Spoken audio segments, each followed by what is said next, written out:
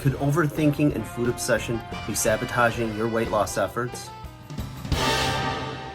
Hey guys, welcome back to 5nothing100nothing.com. I am Fugit, the fittest underdog guru using intelligent tactics. And today, guys, I'm here to tell you that if you've been trying to lose weight, if you've been trying to stick to a diet plan, count points, count calories, think about what you're consuming, and it's consuming you, you could be sabotaging your weight loss efforts. Okay?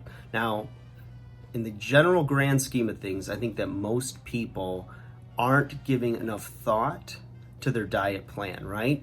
Whether it's, meal prep, whether it's what they're eating, whether it's being honest about portion sizes, calories, etc.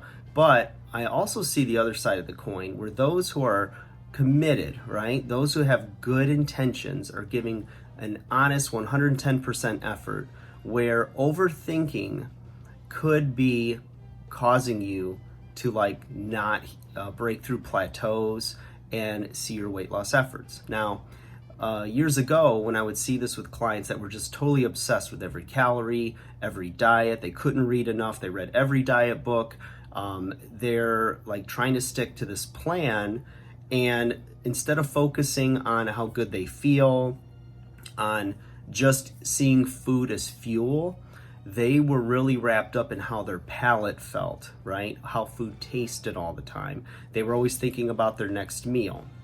They were worried that, what do I do when I go out? What am I going to eat? And then they would plan for hours on end when they would go out with their friends or family or have a family function.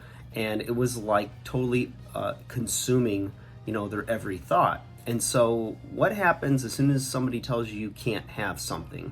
It's the first thing and the only thing you think about, right? So you take something away and watch what people do. That's why, you look at the market and you have supply and demand. And if there's a limited supply, all of a sudden the demand goes up because nobody wants to be told no. They want to have control. And I think that that's the root of it. I used to think, and maybe in some cases it is, but not as prevalent as we once thought, that the release of the stress hormone cortisol, and that people would really stress out over what they're eating, how much, this and that, release this stress hormone, and that might be causing the body to hold on to weight. But there's a lot of conflicting research about that, and I really think diving more into the mind science of why we eat and what we're eating, and all of the other plethora, big word for a little man, of factors, that I think it has something to do more with your mindset.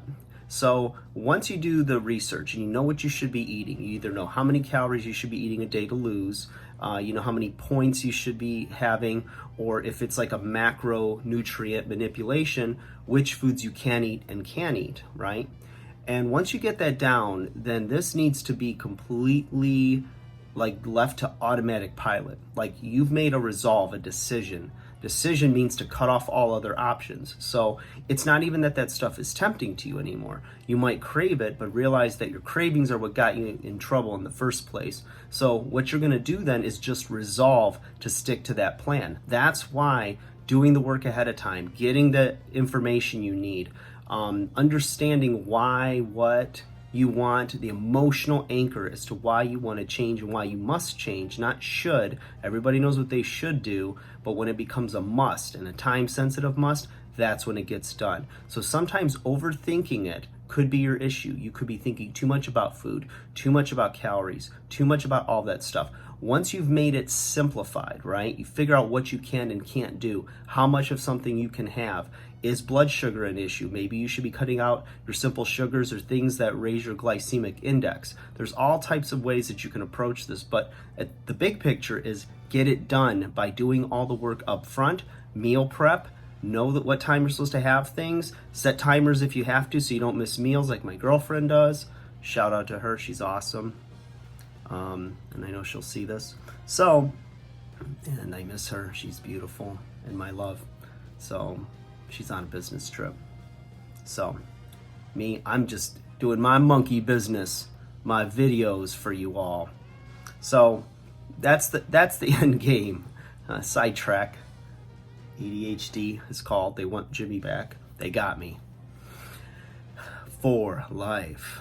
But You know, overthinking food, when I've seen people like in certain cases just completely give up and say, the heck with this, I'm just going to eat to satiety, I'm going to have what I want, but I'm just not going to overeat, and they kind of just quit thinking about it.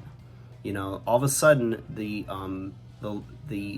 resolve and the lack of obsession with food led to them thinking about other things. They started thinking about things, they got other areas of life they have to take care of. Maybe they focus more on their workout program, their recovery, you know, what they need to do, pay their bills, you know, work on their career, work on, you know, their fashion sense, other things that come up, their kids' homework, all this other stuff, right? Maybe a hobby. That could be another thing that you can, you know, think about for yourself. But the over obsession is what could be causing you to backslide on your diet. You know, thinking about pizza all day, I can't have that, I can't have that. That's the one thing you want, is what the thing that you can't have, or the best way to put it is shouldn't have, if you're trying to get to your goals. If you can manage to have that one piece and count the calories and be done with it, good. Don't think about the other pieces in the box. Don't think about how good, I should have had a breadstick with that, or maybe I could have a breadstick and then I can work it off. No, quit thinking about it. It's just food, okay? Here today, gone tomorrow. So that's all I got to say about that, guys. Good luck. Like, share, subscribe. If you have any questions, please leave them in the comments below.